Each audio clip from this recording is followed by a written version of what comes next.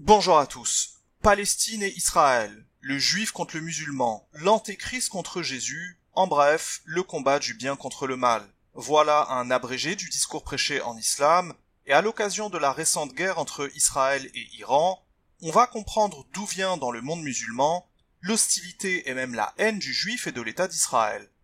Et pour commencer, on va tout de suite se mettre d'accord sur la gestion de cette fameuse terre promise, bénite, sainte. Et ça, pour le coup, on va y arriver très facilement, puisqu'au risque de surprendre, la Torah et le Coran en disent exactement la même chose. Les deux premiers fils d'Abraham sont Ismaël et Isaac, et bien qu'Ismaël soit le fils aîné, Dieu va plutôt faire d'Isaac l'héritier principal d'Abraham. C'est donc sa future descendance, les enfants d'Israël, qui hériteront de la terre de Canaan. 405 ans après la naissance d'Isaac, les enfants d'Israël sortent d'Égypte et reçoivent la Torah au mont Sinaï, et dans cette révélation se trouvent les conditions de l'alliance entre Dieu et les Israélites. Dieu s'engage à soutenir la conquête de la terre de Canaan, puis à faire prospérer Israël, à condition que la nation adore l'Éternel exclusivement et respecte ses commandements donnés dans la Torah.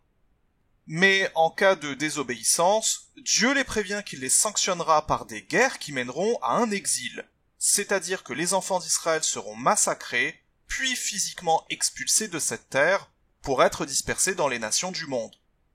C'est explicitement marqué ainsi dans la Torah, quant au Coran, il le présente symboliquement dans la sourate 17 des versets 4 à 7. Ce passage rapporte les deux exils que les enfants d'Israël ont subis, en les symbolisant par la destruction des deux Masjid al-Aqsa de Jérusalem. La première destruction par les Babyloniens qui mène à un exil de 70 années, auquel Dhul-Qarnayn mettra fin. Et le deuxième exil, c'est celui de Rome, qui a duré environ 1850 ans, et qui prit définitivement fin avec la création de l'État d'Israël en 1948. Concernant ce châtiment qu'est l'exil, Dieu le présente dans la Torah comme s'il abandonnait momentanément les enfants d'Israël, mais après un certain temps, Dieu se rappellera de son alliance avec Abraham, Isaac et Jacob, alliance qui contient la promesse de la terre de Canaan. Se rappeler de l'alliance de ces trois patriarches signifie en fait un retour à la terre. Dans le Coran, ce retour à la terre n'est pas explicite mais implicite, puisque, comme on vient de le voir, le Coran rapporte bel et bien les deux exils, ce qui implique nécessairement qu'il y a eu un retour à la terre entre les deux exils. Il y a aussi la sourate 2 au verset 40 qui en parle, mais ça, on le garde pour un petit peu plus tard. Donc, très clairement, ce qu'on vient de voir avec tous ces versets de la Torah et du Coran, c'est que les Juifs, qui sont les lointains descendants des enfants d'Israël, ou tout du moins descendants spirituels dans le cas de conversion, sont en fait légitimes de retourner sur cette terre. Je répète, les Juifs, selon la Torah et le Coran, sont légitimes pour revenir sur la terre que Dieu avait promise à Abraham, Isaac et Jacob. Et donc, en utilisant ces deux textes, Juifs et musulmans auraient dû s'asseoir à une table et négocier une paix et prospérité durable dans la région. Le problème, c'est que durant l'exil de Rome ont émergé deux islams. Malheureusement, ces deux islams comprennent mal le Coran et y ont adjoint d'autres sources, dont la célèbre Sunna du prophète, qui, contrairement à ce que son nom veut laisser penser, elle ne vient en aucun cas du prophète. Et ce que l'on comprend en étudiant cette Sunna, dont sa partie eschatologique, c'est-à-dire l'étude de la fin des temps, c'est qu'en réalité, le conflit israélo-palestinien n'est pas réellement un problème de territoire tel que les médias le présentent, ça ce n'est que l'arbre qui cache la forêt. Le problème est en réalité religieux. Alors, quelles sont les raisons qui font que l'écrasante majorité des musulmans détestent les juifs et l'État d'Israël? Listons ça en 6 points et qu'on développera juste après, en discernant la vérité du mensonge. Premièrement, le Coran rapporte une relation conflictuelle entre le prophète et la majorité des juifs de Médine, conflit qui ira même avec certains d'entre eux jusqu'au combat. Deuxièmement, la Oumma serait à présent la seule détentrice d'une alliance avec Dieu, annulant même l'alliance d'Israël.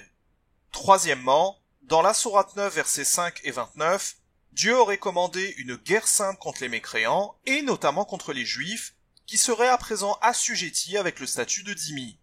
Quatrièmement, selon la Sunna, le prophète mécois aurait été assassiné, empoisonné par une femme juive. Cinquièmement, selon la Sunna, le Masih ad-Dajjal, le faux Messie, sera juif. Sixièmement, selon la Sunna, une fois de plus, durant la grande guerre de la fin des temps de Gog et Magog, les musulmans seront assistés par Jésus et tueront les juifs mécréants. Lorsque l'on fait la somme de tout ça, vous comprenez mieux pourquoi, dans l'esprit d'un musulman, endoctriné depuis son enfance ou endoctriné à sa conversion, le juif et par extension l'État d'Israël incarne le mal. On peut aussi ajouter que la fondation de l'État hébreu s'est fait avec le soutien d'anciens pays chrétiens adeptes de la Trinité, et qui avaient démantelé le sultanat ottoman, ce qui ne fait qu'accentuer l'idée que l'État d'Israël serait en fait une création du diable.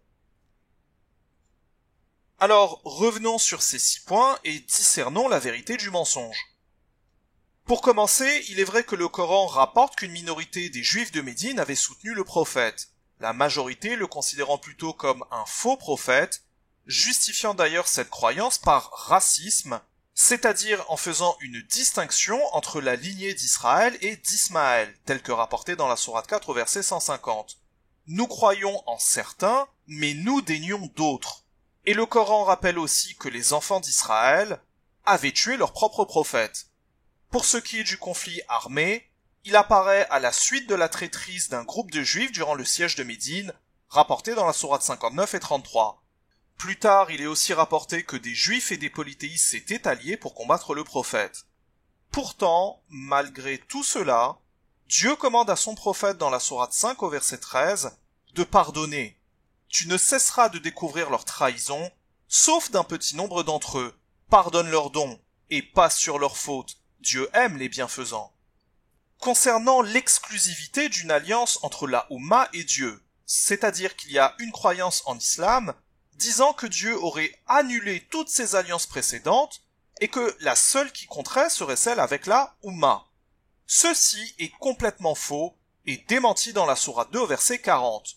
Dieu y rappelle aux Juifs de Médine l'engagement, l'alliance de leurs ancêtres au mont Sinaï, et les encourage de continuer à l'honorer. En échange de quoi, Dieu honorera leur retour sur la terre promise. Ô enfants d'Israël, honorez votre engagement envers moi, j'honorerai mon engagement envers vous, et c'est moi seul que vous devez redouter. Ce qui prouve donc que l'alliance avec Israël est toujours en cours, et ça c'est essentiel, car c'est notamment à cause de cette fausse croyance en islam et qui contredit le Coran, que beaucoup de musulmans refusent le retour à la terre aux Juifs. Concernant la prétendue guerre sainte qui se trouverait dans la sourate 9 versets 5 et 29, surnommée verset du combat et de l'épée, on les traitera dans une vidéo à part entière et on y parlera aussi du statut de dhimmi. Simplement ce qu'il faut retenir, c'est que ces deux versets ne parlent pas de guerre sainte, pas plus qu'il ne serait question de statut de dhimmi. Mais comprenons bien l'évolution de la situation. Le juif était auparavant assujetti en payant un impôt en territoire musulman. Mais voilà qu'avec l'État d'Israël, il va devenir libre et même un rival, lui dont les ancêtres avaient trahi Dieu. Concernant la femme juive qui aurait tué le prophète en l'empoisonnant, ceci est tout à fait possible, bien que le Coran n'en dise rien. Mais soyons prudents et gardons bien à l'esprit la fâcheuse habitude des Arabes à inventer des histoires et réécrire le passé. L'exemple le plus flagrant est que le Coran rapporte que Dieu refuse d'accorder au prophète Mohammed ne serait-ce qu'un miracle, alors que les polythéistes et les juifs lui en réclamaient tout au long de son prêche. Tandis que, dans la Sunna, Mohammed aurait fait à lui seul à peu près tous les miracles des prophètes précédents, ce qui est une manière évidente de symboliser qu'il était le plus grand et le meilleur d'entre tous. On peut aussi évoquer le récit de l'ascension, qui n'existe pas dans le Coran, tandis que, dans la Sunna, il est rapporté que cette ascension au ciel aurait été carrément physique et non pas spirituelle au travers d'une vision.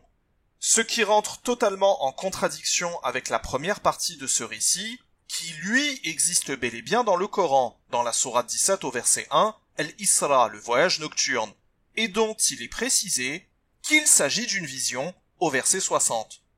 Évoquons aussi les 5 prières quotidiennes obligatoires selon la Sunna, alors que pour le Coran, il n'y a que 3 prières quotidiennes. Bref, vous l'avez compris, Les Arabes n'ont aucun scrupule à inventer et réécrire le passé comme ça les arrange, quand bien même ça sera en contradiction avec le Coran. Quoi qu'il en soit pour cette histoire d'empoisonnement, c'est une raison supplémentaire qui fait que les musulmans détestent les juifs. Concernant le Masih ad-Dajjal, le Messie imposteur ou l'Antéchrist, remarquons d'abord que le Coran ne dit rien du tout de ce personnage. Par contre, 550 ans auparavant, le livre d'Apocalypse en parlait, ce qui signifie en fait que les informations le concernant en islam ne viennent pas du prophète Mohammed, mais plutôt d'un héritage chrétien. Et voici 3 exemples qui le prouvent. En islam, il est dit que ce Messie imposteur voyagera un peu partout dans le monde et qu'il séduira les peuples en faisant des miracles. Que Gog et Magog seraient en fait d'innombrables petits monstres enfouis dans le sol et qui creusent la terre jusqu'à en sortir un jour. Il est aussi dit qu'après leur défaite, des rapaces mangeront leurs cadavres. Or, tout ceci était déjà inscrit dans le livre d'Ézéchiel chapitres 38 et 39, ainsi que dans Apocalypse au chapitre 19 et 20. Sauf que Gog et Magog, ce sont bien des êtres humains. C'est simplement que les Arabes ont mal compris le passage disant qu'ils monteront sur la surface de la terre, ce qui a maladroitement été interprété comme signifiant qu'ils sortiraient du sol. Mais il y a une autre information essentielle qui est donnée en islam, c'est que ce faux messie sera juif, qu'il aura les yeux verts mais qu'il sera borgne. Or, vous savez que l'écrasante majorité des juifs ne reconnaissent pas Jésus en tant que messie, raison pour laquelle les juifs attendent encore jusqu'à aujourd'hui la venue de leur messie.